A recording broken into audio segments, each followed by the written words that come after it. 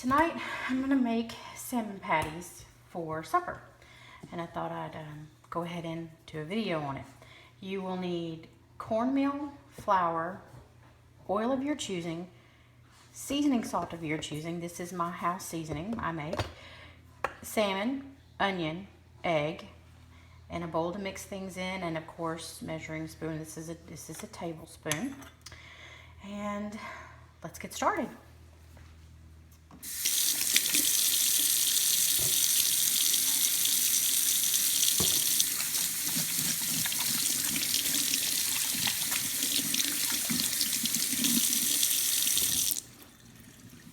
The first thing you need to do is go through your salmon and try and pick out bones. Something like that. Some of them are so small that you won't be able to see them. But that's what you want to do, is just kind of go through your salmon. And like, here is a big example. You want to try and pull as much of this out as you can. It is crumbly.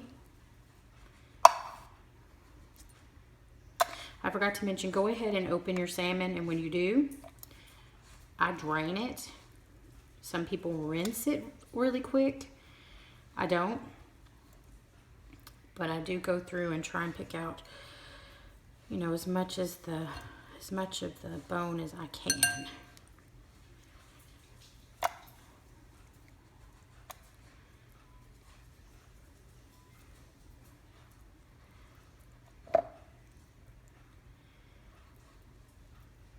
Okay, when I'm done with that, I'll be back. Okay, now that that's done, I've broken it up, as you can see. Next, I will set this aside and start preparing the onion. I would say you probably need, for 1 can of salmon, I would say 1/4 cup of onion. Less, of course, if you aren't an onion fan.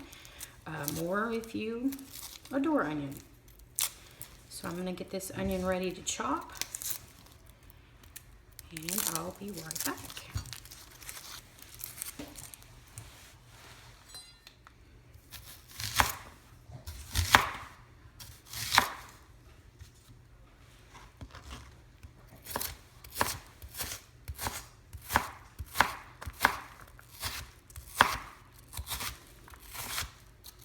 I like a pretty fine dice when it comes to onions in my salmon patties. So I am going to dice this up pretty good.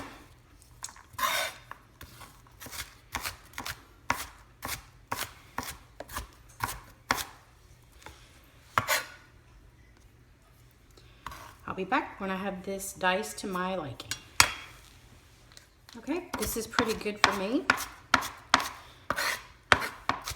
Like I said, if you want it more finely diced, feel free.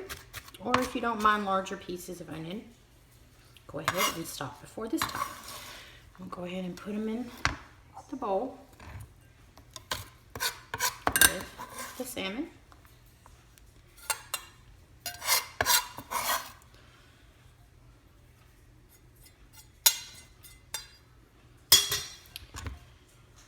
My next step would probably be to crack the egg and put it in there. I generally do 1 egg per can of salmon. And here's my seasoning salt, that's to taste.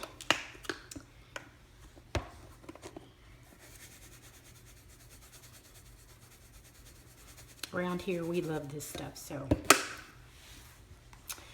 Now we're going to move on to the cornmeal. I'm going to start out with 2 tablespoons.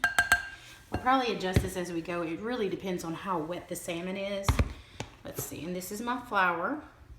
I'm going to go with 1 tablespoon of that. And again, it's probably going to be adjusted.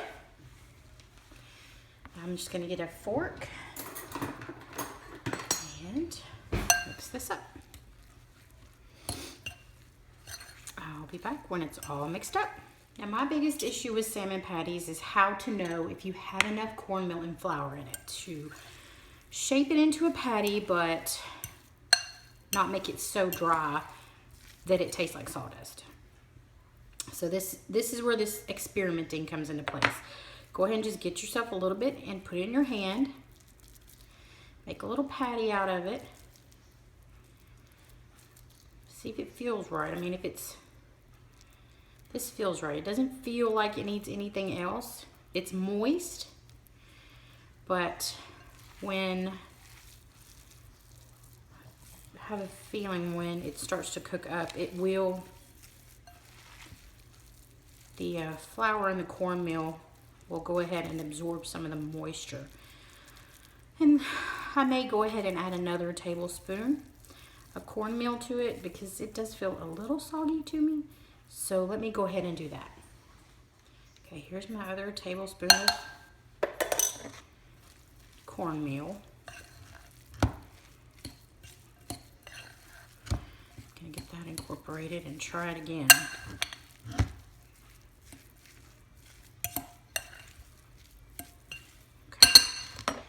Okay, that feels better. It's moist, but it's not like sloppy wet. I think that's the perfect consistency I'm looking for.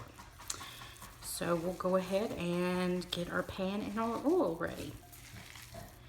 I will be right back. Okay, I have enough oil in the bottom of my pan to just, you know, not just coat it, but you know, a good coating of oil in the bottom. And I've got that on to get warm. I've got it at about a medium heat. And you'll know it's ready when you can feel the heat coming up off of it. We'll just wait for this to get ready. While we wait for our oil to get ready, I'm gonna go ahead and make the salmon patties. What I usually do is I kind of press it down and then come in and make 4. And then I set it to the side and I scoop it out and just pat it into the shape and the thickness you like.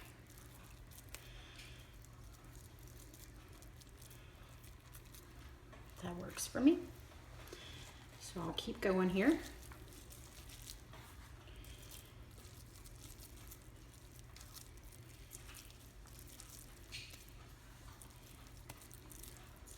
Generally, 1 can get you 4 to 5 salmon patties, depending on how big you make them. I'm going to finish this up, and then we'll get them in the pan. Okay, I think our oil is warm enough, hot enough I should say. Let's go ahead and slide these into the pan. And this is cast iron, so once you get it up to the temperature you like, go ahead and cut it back just a little bit. The most important thing to remember is don't mess with them too much. And that's hard for me because I want to check on them and see how they're doing on the bottom. And so I'm just going to place them in here and try and walk away.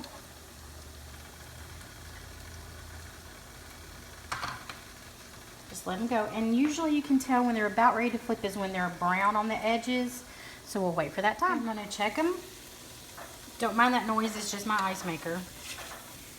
And one side's brown. So let's go ahead and gently flip them over. That took about 3 minutes or so. Oh, this one's going to give me trouble. There we go.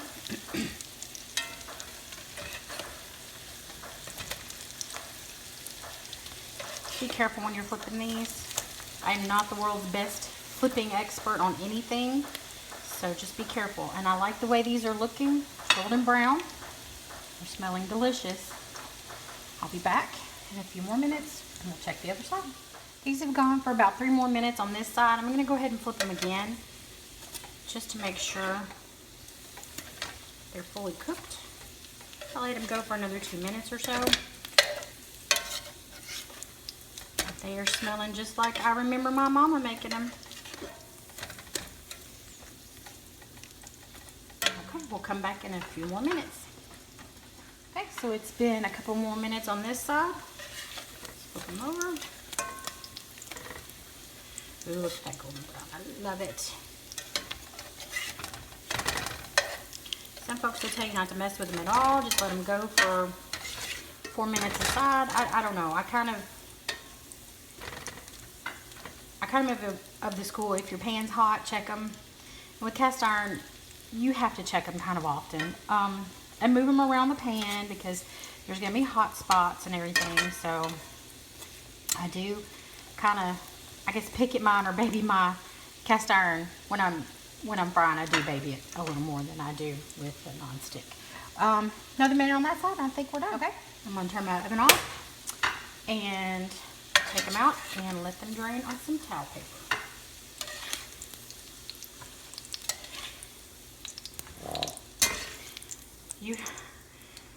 You might hear my dog. He's a Boston Terrier, so he does snort and snoogle and want to be under Mama's feet. So if you heard that, that was my dog. Okay, I'll be right back when I have it plated up. Here it is. My salmon patties. And the best way I know how to serve it is with some macaroni and cheese and some sliced tomatoes. I hope you enjoy it.